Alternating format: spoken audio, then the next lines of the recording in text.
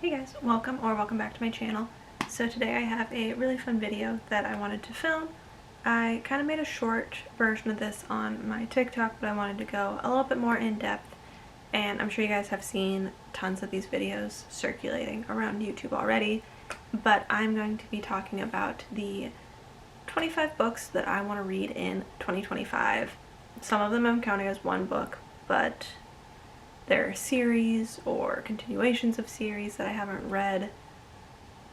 I'll get into all of it, but it total adds up to more than 25, but that's fine. I'm going to jump right into here. Some of them I don't have the physical copies of, and some of them are new releases for series, so I'm going to just kind of talk about each one as I go.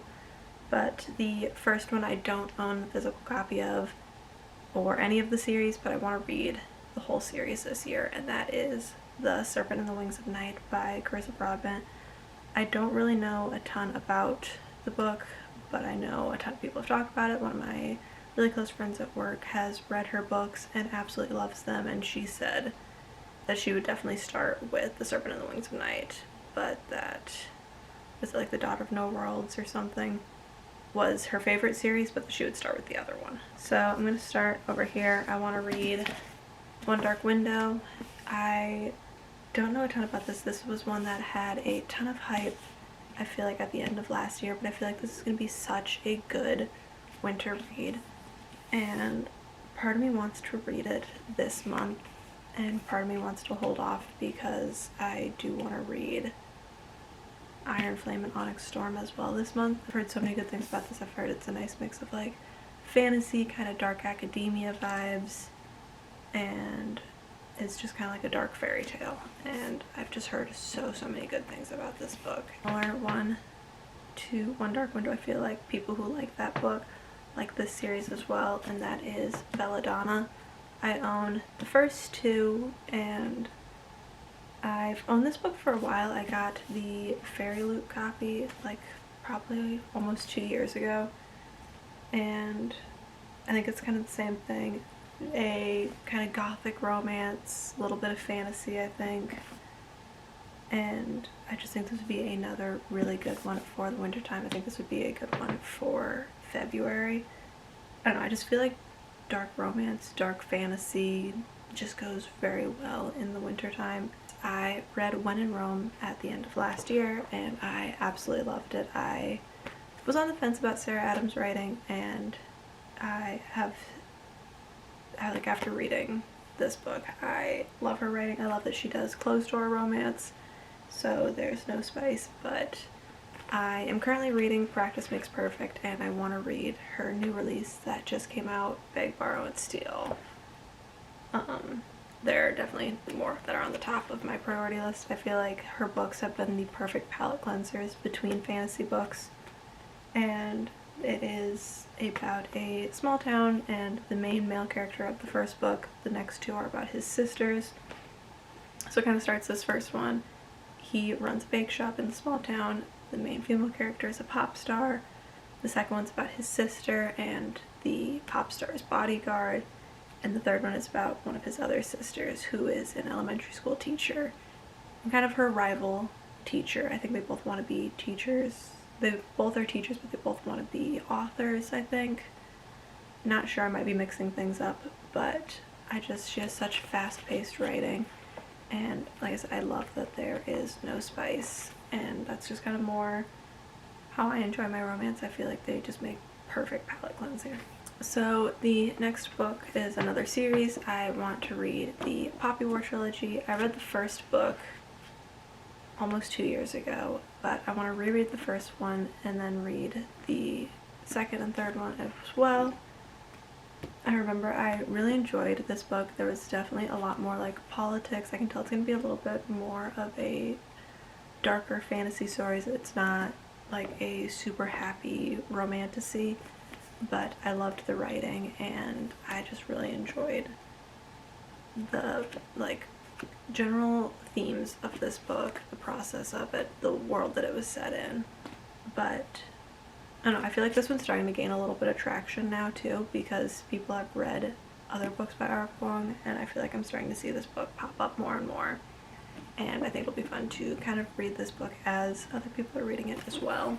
This one is one that I have never really heard anyone talk about, but I'm really excited for it, and that is King of Scars by Leigh Bardugo. I've read Six of Crows and Shadow and Bone, and I absolutely loved both series. I thought Shadow and Bone was so good, even though I've heard a lot of people don't love it, especially compared to Six of Crows. I heard some people don't like Six of Crows, but I love the world. I love the characters. I love the main character in this book. He's a side character in some of the other ones, and I just want to get to this one soon because I read Shadow and Bone in December and kind of want to pick up and read the rest of the series, and potentially this year also reread Six of Crows. So then the next one is another kind of twofer. I want to read Funny Story by Emily Henry, and then I also want to read her new release Great Big Beautiful Life. I've read 3 of her books so far, but the 2 main characters of this book are both just going through a breakup. They actually, both their exes got together, and so the 2 main characters have nowhere else to live, so they end up becoming roommates. And I love Emily Henry's writing. I think she creates such impactful settings for her books. I feel like, I don't know, she just creates such real feeling towns and communities, and so I'm just really excited to get to this one. And then her new release is about 2 authors who are trying to write a story about the same woman, and they're kind of competing. So that one sounds very similar to Beach Read, and so that one I'm looking forward to. So then the next one is Wild Love by Elsie Silver. This is her newest series, the Rose Hill series, and I haven't read the first one yet. I've read the first 3 books in Chestnut Springs series, so I have a couple left there, but I know she tends to write spicier books. I don't know, I just feel like I'm not always in the mood for her small town cowboy romances, but I loved Heartless. I loved the connection between the main character's son and the main female character. I just feel like she writes single parent tropes very well, and she writes children in books very well. And I've heard that this series is all single parents, so I feel like I'm going to really enjoy this one, and I've just heard a ton of really good things about this series. Then the next one is another one that is on my priority TBR that I wanted to read in December but just didn't get the chance, and it's a bit of a thicker book, but I would still love to get to this one really soon, and that is Kristen Hanna's The Nightingale. This is based during World War II in France, and I have never read a Kristen Hanna book, but I've heard so many people say such great things about her books, and I'm just really looking forward to reading it and trying out a Kristen Hanna book for myself this year. A few years ago, if you asked me, I would tell you that I only read fantasy books, and then I kind of started adding in a few kind of mystery thriller books because I feel like they were just such fast-paced palate cleansers, and then I started kind of adding in some romance books, and I want to continue doing that by reading some that are even still outside my comfort zone. And so the next one kind of follows that train of thought, and that is Emily Wilde's Encyclopedia of Fairies. This one isn't that far outside of my realm of normal books, but this is just kind of like a cozy fantasy about Emily Wilde, who is going off and trying to create a book about the fairy world, and that's kind of all there is to it. It's just a cozy fantasy book, and I just feel like this would be such a fun book. I read Assistant to the Villain last fall, and I kind of liked the idea of just a fun fantasy book. I feel like it was a fun concept, and I enjoyed that one, and I feel like this is one that I could also enjoy. And again, if I like the first book, then I will continue the series as well. Going into a couple of fantasy books that I've had on my TBR, I have The Prison Healer by Lynette Noni. I don't know a ton about this one other than that a girl is trying to survive as a prison healer, and she gets assigned the task of healing the queen, and I don't know, I go into most fantasy books pretty blind, but I have heard a number of good things about this one, and usually that's all it takes for me to pick it up, but sometimes it takes more for me to actually read it after that. Another fantasy book that I want to get into that I haven't heard a ton about is Scythe. I feel like when I first kind of got into reading, I heard people talking about this. Not all the time, but just kind of like I heard a few people who enjoyed this book and enjoyed Neil Shusterman's like books, and they had similar taste to me. As people who loved Six of Crows said that they enjoyed this book. This is about a world in which there's no hunger, no disease, and people are assigned the job of ending people's lives to control population. And I'm not sure how they determine who they choose, but again, one that I want to go into a little bit blind, but like the general concept of it. Another one that I've heard lots and lots of people rave about, but I've also heard some people not like the series, is The Cruel Prince. This is one that I've owned for a while when I heard a ton of people raving about it, and then I heard some people not like it, but I think the people who don't like this book don't like it because they are expecting like a super romance forward book, and I think that is the subplot of this book. I think it is a fantasy book with some romance in it, and if you go into this thinking it's going to be like ACOTAR and be a ton of romance, then I think people don't like it. But I want to form my own opinions about it, and I just feel like the people who have similar book tastes to me have enjoyed this book. The last fantasy book for a little bit is Lightlark. This is one that I picked up before it started getting super popular. I heard the author talking about it, Alex Astor, on her Instagram, and the way that she raved about it intrigued me, and it just kind of seems a little bit like the Hunger Games, and just a really intriguing concept of a deadly game where the rulers are trying to win in order to break a curse, and the curse is different for each kingdom. Our main character is one of the people competing, and the third book came out I think in November, December, so I'm a little bit behind, but I would love to get to this book this year. So then kind of switching pages a little bit, a mystery book that I want to get to is A Good Girl's Guide to Murder by Holly Jackson. I am still working through, I could technically put it on the list, but I'm working through the Natural series. I am just about to finish the second book, and I feel like this one kind of gives similar vibes to that book of it's a YA mystery book. It's got a series, and she is researching a girl who was killed, I think, at her school, and she's trying to look into it a little bit and finding out some answers for herself. So going off of the same kind of genre, I have a few books by Frida McFadden that I want to read this year. Two of them are her new releases that are coming out, The Crash and The Tenant, and then I also have The Inmate on my physical TBR. I've had this one for a while.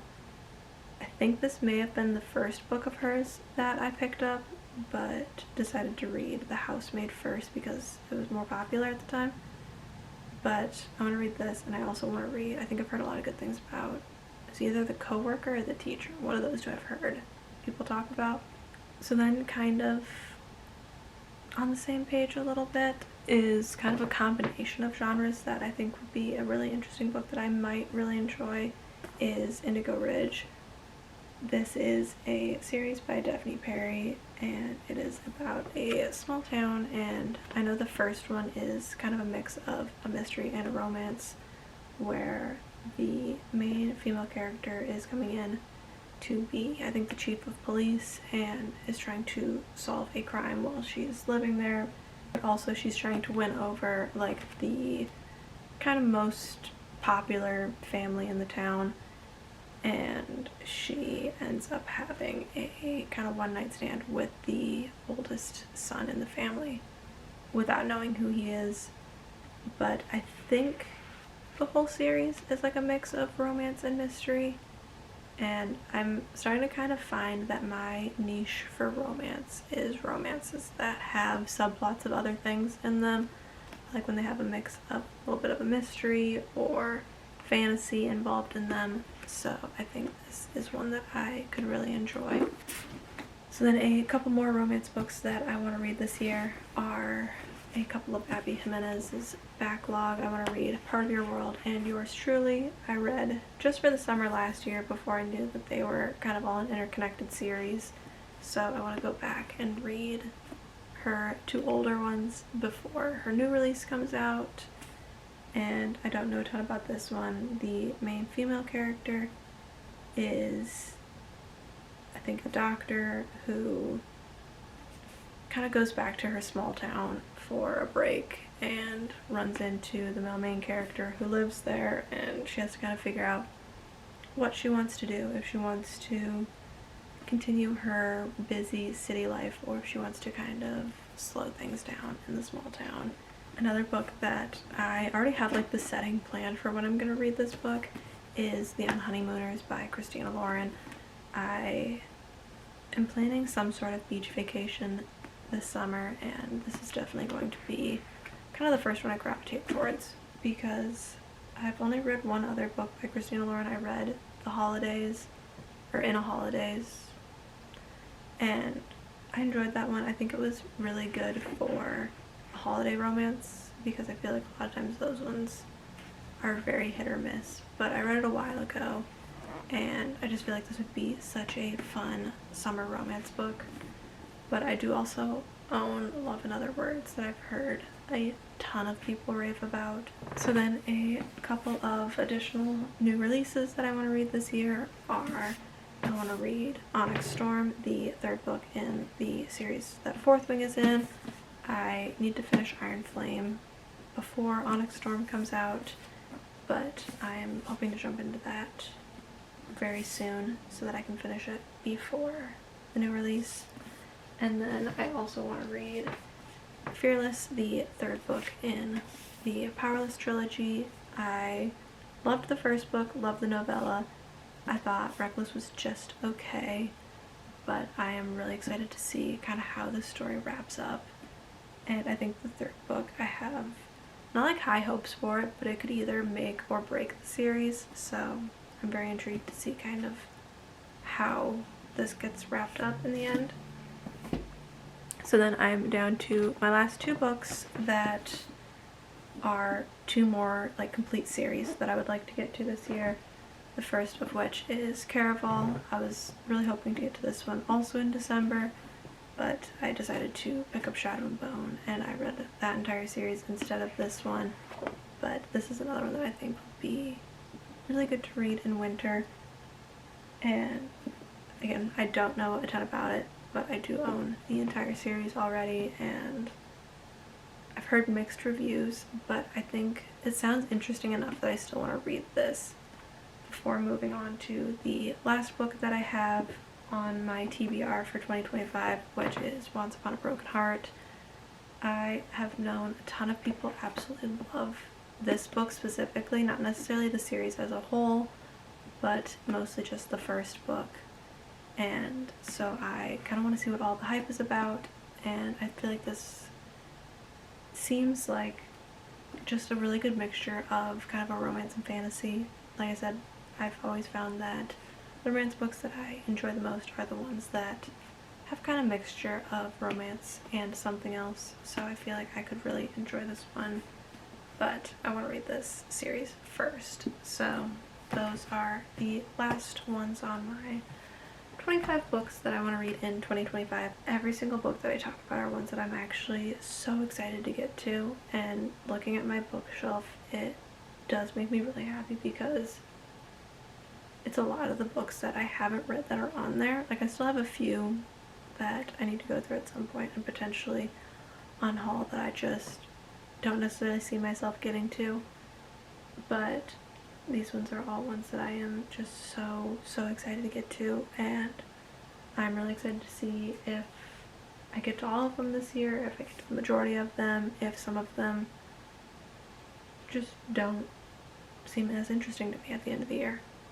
But I really hope you guys enjoyed the video. If you guys got any good reading suggestions off of this list, let me know which ones you are most excited to read this year. But I am going to link below my Fable. I have a book club on there that I think would be a ton of fun to kind of talk to you guys about books as we're all reading them together. I feel like it's just such a fun concept and a great way to be able to connect to readers. Yeah, I really hope you guys enjoyed the video. I pretty much post videos once a week. I think I'm going to start doing it on Wednesdays now instead of Fridays, but I have a few kind of start of the year videos that I really wanted to get out kind of at the start of the year here, but after this video they are going to slow down and be probably just once a week. But I really hope you guys enjoyed the video. If you did, please subscribe to my channel, and I will see you guys next week. Bye.